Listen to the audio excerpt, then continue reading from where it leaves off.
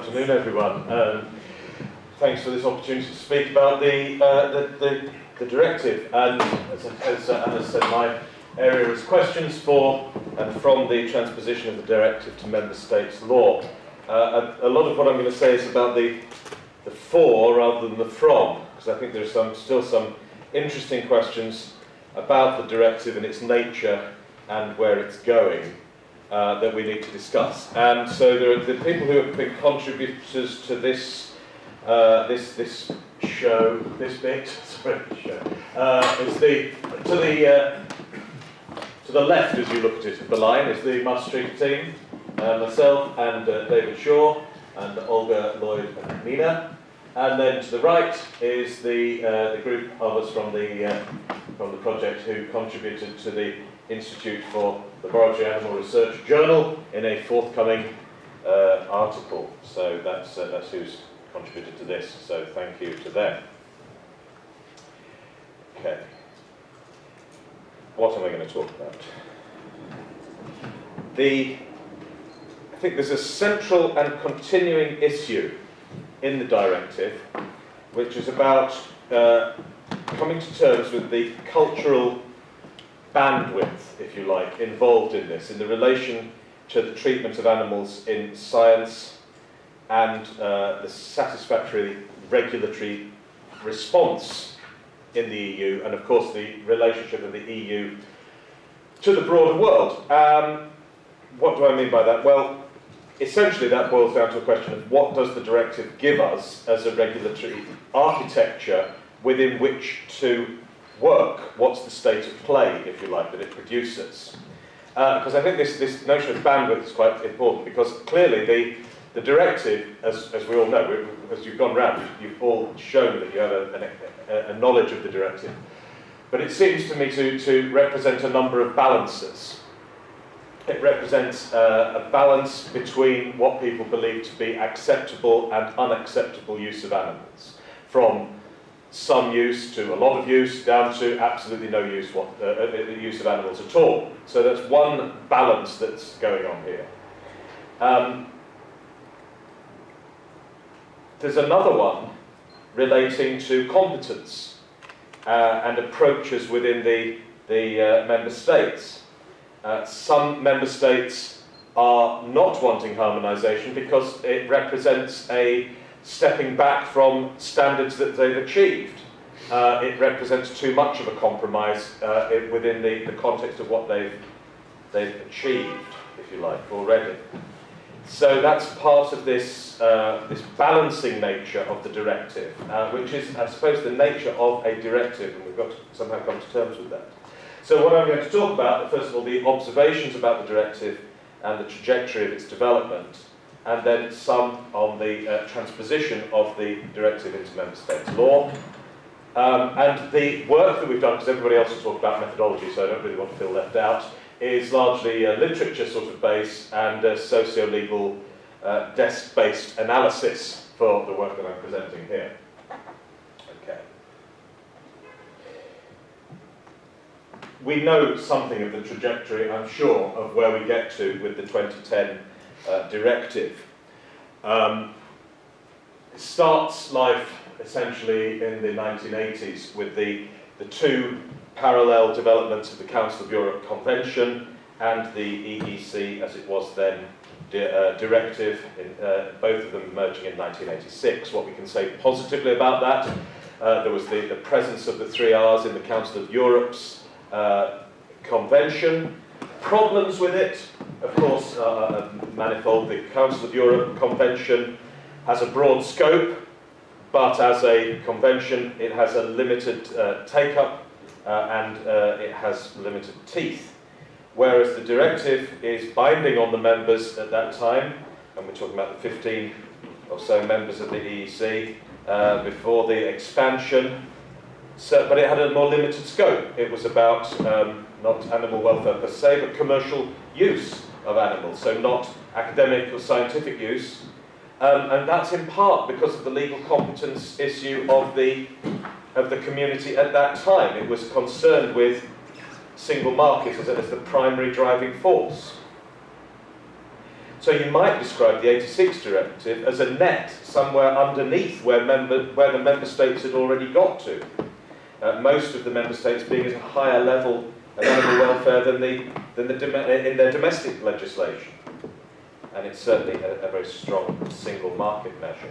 And it was of its time, of the cultures going on then. And of course the criticisms come that there is a lack of harmonisation, and there's a lack of keeping pace with scientific understanding. Now, of course, the European Union in 1999 signed up to be a signatory of the Council of Europe Convention, and the process of reform starts in the early part of the 2000s, moving towards the 2010 Directive. So that's our backdrop. But it tells us something of the, if you like, the legal constraints within which people are working. Now, the 2010 Directive, as we know, has a rather different sort of harmonisation and competence basis, because there's still the primary driving force, and I'll be interested to hear your perspective on what the legislative motivation is, or the opportunity for legislation, if that's interesting. But it's around the functioning of in the Treaty of the Functioning of the European Union, it's about Article 114, single market, and about the creation of a European research area. A level playing field is often used in the description, which sort of presumes a continued availability of animal use in science. It's not seeking to remove that per se. It's about the balance of the economics of this and the necessity of the industry to which this scientific operation use attaches. But at the same time, there is a massive change at this point, because via the Treaty of Amsterdam, of course, we have the inclusion of animal welfare into the Treaty on the Functioning of the European Union in Article 13. And as you can see, it says, in formulating and implementing the Union's agriculture, fisheries, transport, internal market, research and technological development, and space policies, the Union and the Member States shall, since animals are sentient beings, pay full regard to the welfare requirements of animals, while respecting the legislative or administrative. You can read this. So it's this interesting balance. Now, what do we take from that? I think there's a fantastic indication of two sorts of tensions there. There's one sort of tension that's around, if you like, the simple purpose. Two sorts of purposes. There's the animal welfare purpose and the scientific purpose. So that's already in balance. But there's also a tension that is immediately obvious there about the linguistic, covered tension of how do we interpret some of these words. Full regard, welfare requirements, and then this legislative, or what are customs, well, how do we begin to interpret these things? Is there a common understanding? And the hypothesis that I'm coming out of from our work is that there isn't a shared understanding of this, and that's at the heart of our worries about the directive, if I like. And it's not to lay the blame at the feet of the directive. All scientific uses of animals, not just commercial. The 3 R's appear, and a commitment to the 3 R's appears. But at the same time, there is a balance with the harm-benefit idea, which sort of is an interesting development, because it seems to presume, well, does it presume the same direction as the 3 R's? And I wonder if it does actually, whether the 3 R's is actually about a trajectory towards phasing out use, whereas harm-benefit allows for the idea that there are certain things that override animal welfare. It's just a matter of determining which ones have the greater value, if you like.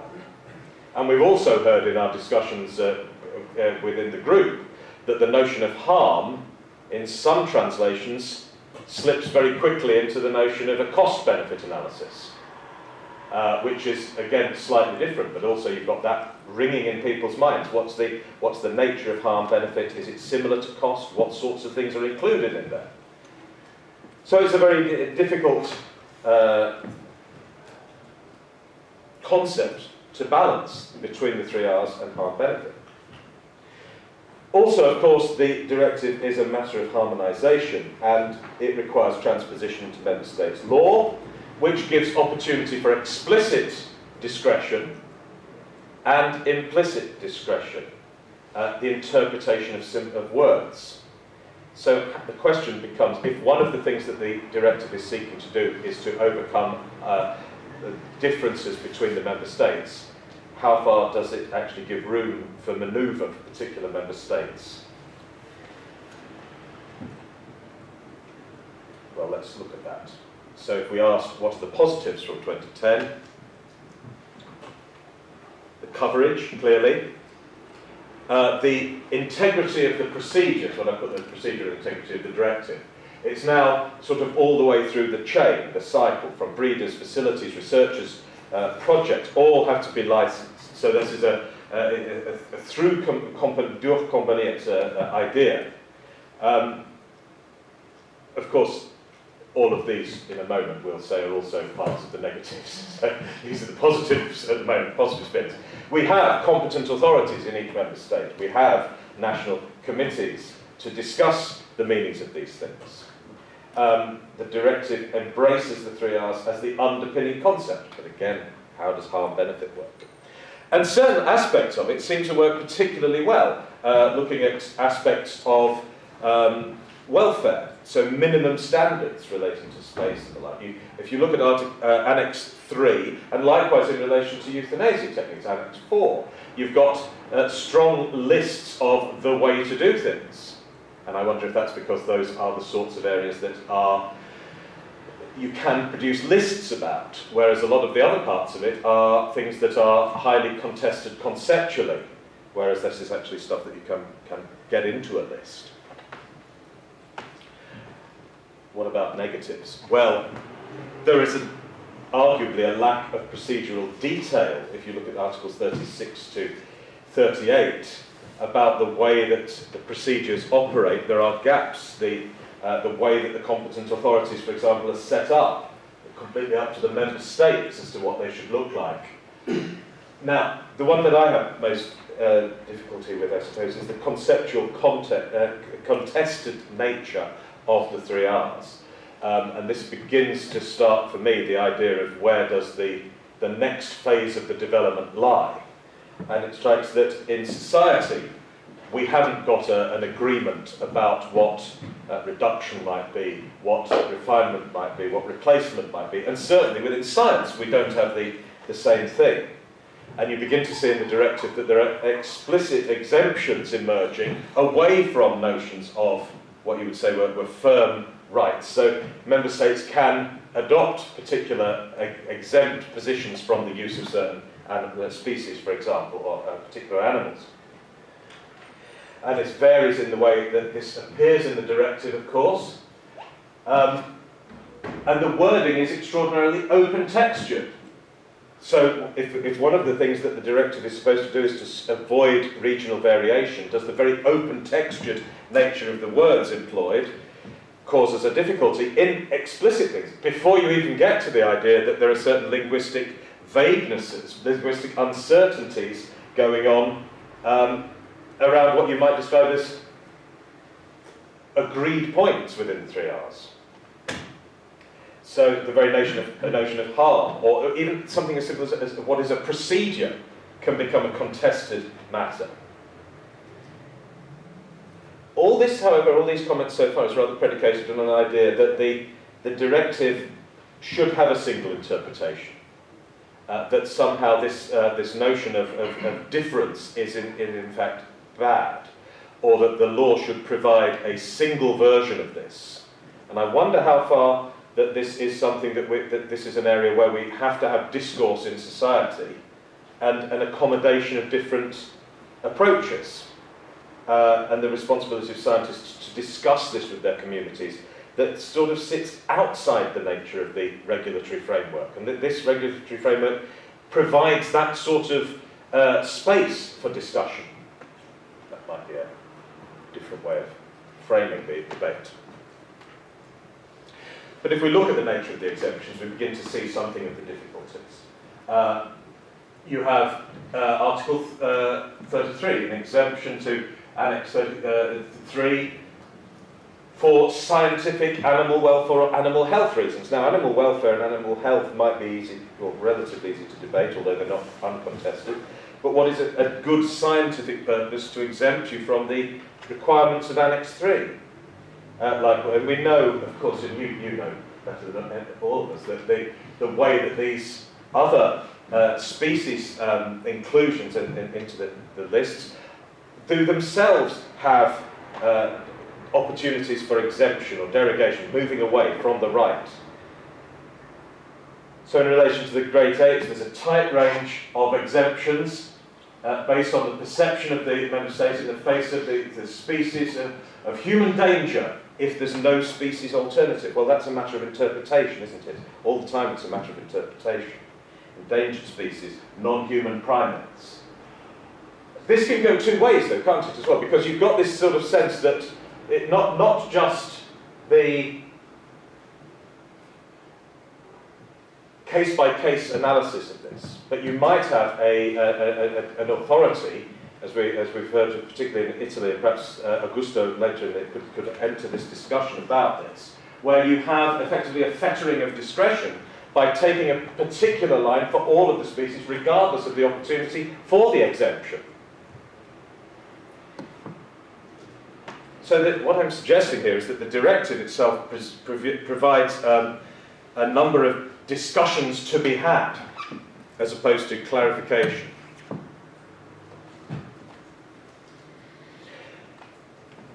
And the nature of those exemptions tends to be animal welfare versus, and then other interests, perhaps, which you might see according to hierarchies, a hierarchy around species, and Augusto will talk about perceptions of harm to different species, and why do we end up with that sort of hierarchy?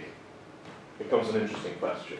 And then also the purposes for which exemptions can occur, moving from health, be that animal, human or plant health, down to scientific need, perhaps other things. How are we creating that hierarchy as well? And why is it acceptable for certain species and not for others? A question that emerges then is there more scientific consensus than social consensus here? And one of the interesting things that comes out of some of the work that Andy's doing around the journals is just what's the role of peer review, an international review here, in trying to clarify some of these linguistic and areas of divergence. Is it the journals that end up as one of the arbiters here? Or is it in the hands of the competent authority? Who is making these decisions about what things should look like? So I'm looking carefully at this. When we get to interpretive assistance, we know the working papers, the guidance, we know that the recitals are there. How far do they give us a definition of these differences, or are they more pointing to the difference? I have a feeling that they're more, when you read them, pointing to difference rather than resolving difference in terms of these interpretations. So how far does this work out into member states' law? As part of our work, we've looked at the position of the implementation of Germany, the Netherlands, Belgium, the UK, Ireland, Spain, and Sweden. What you begin to see is that the transposition is generally close to the directive, more or less explicitly, with details perhaps towards self-regulation in codes of guidance in some places. But I think this is in part because the directive is so open-textured that you can implement it into your domestic law and still be able to accommodate a lot of difference because of those linguistic opportunities, if you like, for difference. So whether in 5-10 years' time we'll be wondering whether we need to create, say, a regulation to avoid regional difference, I don't know. If you follow the way that data protection or other clinical trials, for example, has moved, will we be sitting around here again in 10 years' time discussing the way that the regulation's operating, and where will that have moved? I don't like to raise that perhaps at this early stage. So what do we learn from this? It's my last slide. My question is, could the directive have done anything more? And my perspective, having read all of this, is, and listened to the other work packages, is I don't think it could. I think that it represents a point in time of the consensus of the society, and particularly the scientific culture in which it's framed. That there are massive contentions between different parts of those constituencies about what should be. And if you like, the directive, and especially the democratic nature of the European legislative process, couldn't have dictated a particular view. So until there's a consensus outside, it's unlikely that we'll have a consensus inside the regulatory framework. It can lead, but only to a certain extent. So I don't think you can blame it too much for that. I think that I'll leave with one idea, though, which is a comparison with data protection. Now, under the Directive for Data Protection, you had the Article 29 Working Group, which brought together representatives from the various supervisory authorities from the member states as a place to discuss difficulties in implementation and to bring forward concepts. And I wondered whether this might be a model that could actually produce a forum within which the directive can move forward. And perhaps the vehicle for that might be the opportunity for the Commission to have committees to help it with its 5-year plan. So it's not there completely in the legislation, but there is an opening perhaps for that. And just to end by reminding that this is a point on a still developing journey. It's a point in time on a trajectory. So, that was my question. Thank you. Thank you very much.